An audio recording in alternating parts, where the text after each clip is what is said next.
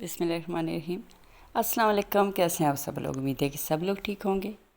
तो आज फिर मैं आप लोगों के लिए बहुत ही यूज़फुल सी टिप्स लेके आई हूँ जो कि आपके रोज़ाना के कामों को तो आसान करेंगी ही करेंगी, साथ में आपके पैसे और वक्त की भी बचत होने वाली है। तो चलिए वीडियो को शुरू करते हैं। तो इस तरह जब भी हम बाहर से आते हैं या फिर कहीं जा रहे होते हैं तो हमें लॉक की का नहीं पता होता। इतनी सारी कीज़ होती हैं, पता नहीं चलता कि किस स्टोर की कौन सी है।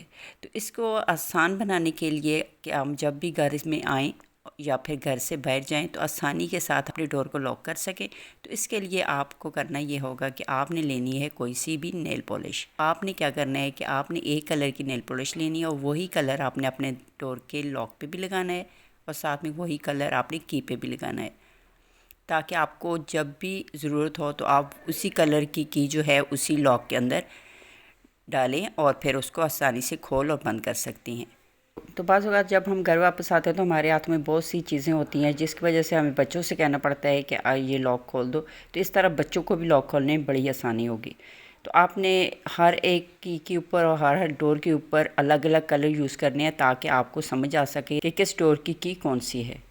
जैसे कि मैंने अभी यहाँ पे एक कलर यूज़ किया, अब दूसरे दरवाजे पे मैं ये वाला कलर यूज़ करूँगी।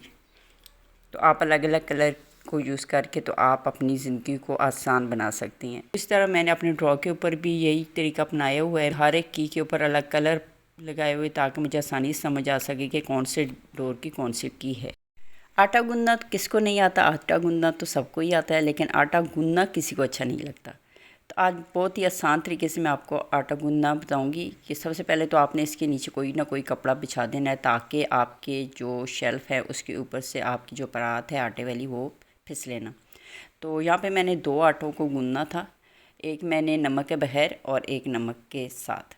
तो इसके लिए मुझे अलग पहले एक आटा गूंदना था, फिर उसके बाद परात को धोने के बाद मुझे दूसरा आटा गूंदना था। तो मैंने हमेशा यही तरीका अपनाया है कि मैं पहले इकट्ठा ही आटा डाल लेती हूँ। पहले मैं नमक के बगैर आटे को गूंद के तो उसको साइड पे कर लेती हूँ और बाकी जो आटा बच जाता है उसमें मैं नमक डाल देती हूँ और उसको भी फिर इस तरह से हल्का सा गूंद के तो थोड़ी टाइम के लिए उसको भी रख देती हूँ। दोनों को जब 5 से 10 मिनट हो जाते हैं तो फिर उसके बाद मैं आटे को उठाती हूँ, एक दो दफ़ा उसको गूंथती हूँ और फिर उठा के उसको मैं फ्रिज में रख देती हूँ। तो इतना अच्छा और इतना आसानी के साथ कम टाइम में, अगर आपने 5 मिनट में आटा गूंदना है तो 5 मिनट में 2 आटे आप गूंद सकते हैं एक साथ। तो जितना भी हो सके इस तरह के टिप्स अपनाकर अपनी ज़िंदगी को आसान बनाएं इस गर्मी के मौसम में। अब आते हैं नेक्स्ट टिप की तरफ। तो इस तरह के औज़ार सभी घरों में हमने अपनी ज़रूरत के मुताबिक रखे हुए होते हैं, लेकिन जब हमें ज़रूरत पड़ती है तो इनमें से कुछ न कुछ हमें ढूंढना ही पड़ता है और कुछ मिल जाते हैं, कुछ के हमें नहीं मिल पाते। अपनी तरफ से तो हम संभाल के रखते हैं, लेकिन ड्रॉवर में जब रखते हैं तो कुछ ऐसी बड़ी चीज़ होती है जिनके नीचे ये आ जाते हैं और दब जाते हैं, जिसकी वजह से हम बहुत ढूंढने के बाद हमें ये मिलते हैं। तो इसके लिए बहुत ही आसान सी टिप है कि आपने इस तरह से एक बोतल ले लेनी है खाली और इसको आपने इस तरह से काट लेना है जिस तरह के मैंने काटा है। अब इसके अंदर ये सारे औज़ार आप डाल के तो इसको अपनी जगह पे रख लें, कहीं भी आप इसको रख सकते हैं। जहाँ भी रखेंगे तो सब चीज़ें आपको एक ही जगह से मिलेंगी। और सलीका शाहर औरत वही होती है जो कि अपने हाथ से रखी हुई चीज़ें आंखें बंद करके निकाल लेती है। तो आप इस तरह से अगर चीज़ों को ऑर्गेनाइज़ करके रखेंगे तो यकीनन आप सलीका शाहर ही कहलाएंगी। तो नेक्स्ट स्टेप की तरफ आते हैं। तो इस तरह जब हम अपने मोबाइल के चार्जर वगैरह बहुत ज़्यादा यूज़ कर लेते हैं तो ये इस तरह से गंदी हो जाती हैं, तो इनको भी साफ़ करना ही पड़ता है। आप लोगों ने इसकी सफाई का भी बहुत ज़्यादा ख्याल रखना है, क्योंकि जब घर की सारी चीज़ें साफ़ होंगी तो बहुत ही अच्छी फीलिंग आती है। तो इस तरह आप एक टिश्यू पेपर ले लें, तो उस पर आप इस तरह से टूथपेस्ट लगा लें और टूथपेस्ट की मदद से आप इस तरह से अपनी तार को साफ़ करें। तो तारे वगैरह ऐसी चीज़ होती है जिनको हम पानी के साथ धो नहीं सकते, तो इसके लिए आप टूथपेस्ट का इस्तेमाल करें। टूथपेस्ट के साथ आप जितनी भी आपके घर में तारे हैं, चार्जर हैं, उनको आप इस तरह से टूथपेस्ट के साथ साफ़ कर सकते हैं। तो ये देखिए कितनी अच्छी तरह से ये लीड जो है वो साफ़ हो रही है। तो सारी लीड को साफ़ करने के बाद मैं आपको दिखाती हूँ।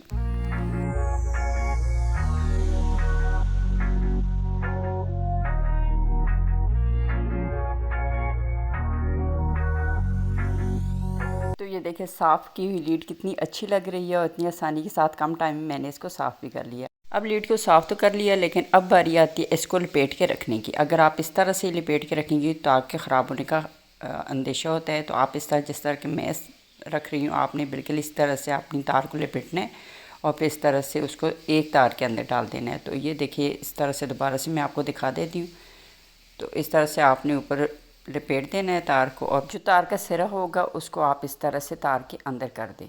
तो ये देख कितनी अच्छी तरह से ये मैंने इसको बंद कर लिया। अब आप इसको अपने बैग में रखें या फिर अपने ड्रॉ वगैरह में रखें, तो ये एक तो ख़राब भी नहीं होगी और दूसरा ये दूसरी चीज़ों के साथ उलझेगी भी नहीं।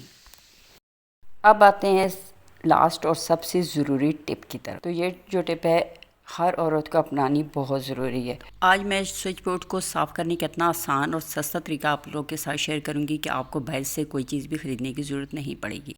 तो यहाँ पे मैंने ले लिया कॉटन। अगर आपके पास नहीं है तो आप टिश्यू का भी यूज़ कर सकते हैं। तो उसके ऊपर मैंने लगा दिया है टूथपेस्ट। अब टूथपेस्ट की मदद से मैं इसको स्विच बोर्ड को साफ़ करूँगी।